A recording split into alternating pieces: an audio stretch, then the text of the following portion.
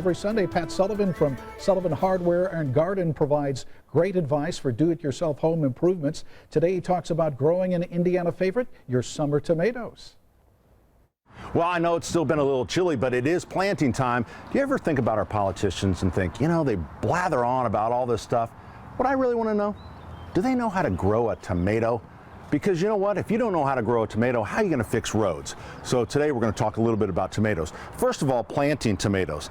You know, tomato is a vine. It's called a tomato vine. So if you would plant it deep, because the problem people always get into with tomatoes is watering and moisture, having an even moisture. So planting it really deep is important. So if I get a tall, spindly tomato, I'm going to pop off all of the, you know, clear the stem there, and I'm going to go as deep as I can. I'm going to put that thing down there, and I'd even plant it a little deeper than that yet, because then it'll root all along that stem. Now don't try this with peppers. This is just a tomato thing, all right? So now, a lot of people, the cool kids, are putting things in pots now, and that's fine, but the thing you have to remember about putting something in a pot, it's a tomato vine. Did I mention that? It's a vine. So you have to support it. So if you put your traditional tomato cage in here like this, that's awesome, right? Looks good in the spring. Well, once the weight gets on this thing, it wants to fall over. So that's a little bit of a problem. So if you're going to do something in a container, get a huge container or figure a way to support this from the top, maybe a gutter, you know, that'd be great, pull the gutter off the house, something like that. Now, talking about tomato cages, look at the different sizes, all right?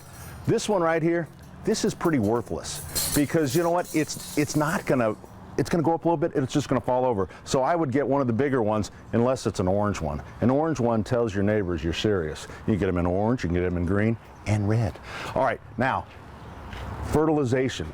People tend to over-fertilize plant. People always complain, you know what, I got a beautiful plant, but no fruit. Well, that's because your plant's gone vegetative, probably because you're putting fertilizer on it about every 6 days or something like that.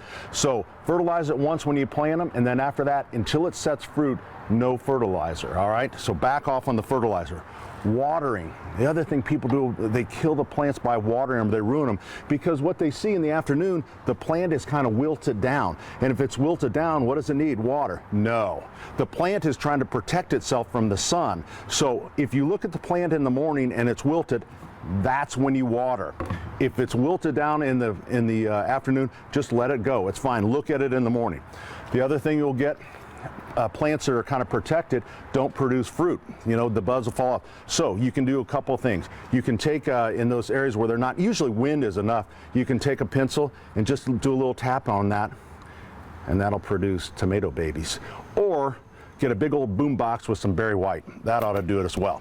So another little thing. Now, the different kind of tomatoes, there's determinants and indeterminates. These are determinants. There's one kind of funny called Indy.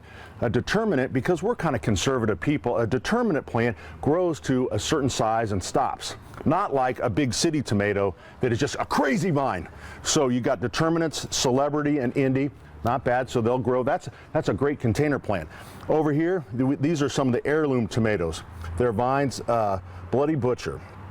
Who would name a tomato Bloody Butcher? Who would want to eat one? But those are very popular now. There's so many different plants, and people always ask me, what is the best plant? Well, when we do tomato tests, blind tomato tests, because that's what my life is, these are two of the worst, Early Girl and Big Boy. The best that always seem to come out on regular tomatoes, Jet Star, Better Boy, and good old Rutger. So there you go. Politicians, show me, do you know how to grow a tomato? I didn't realize tomatoes had so many clever names. I learned, yeah, the butcher boy is like, that's right. Give that to the neighbor, Yeah. You don't want that. I learned more about tomatoes just now than I have my whole life. All right, well, hopefully selling boom boxes with very white music on it, if that's going to help the tomatoes grow too.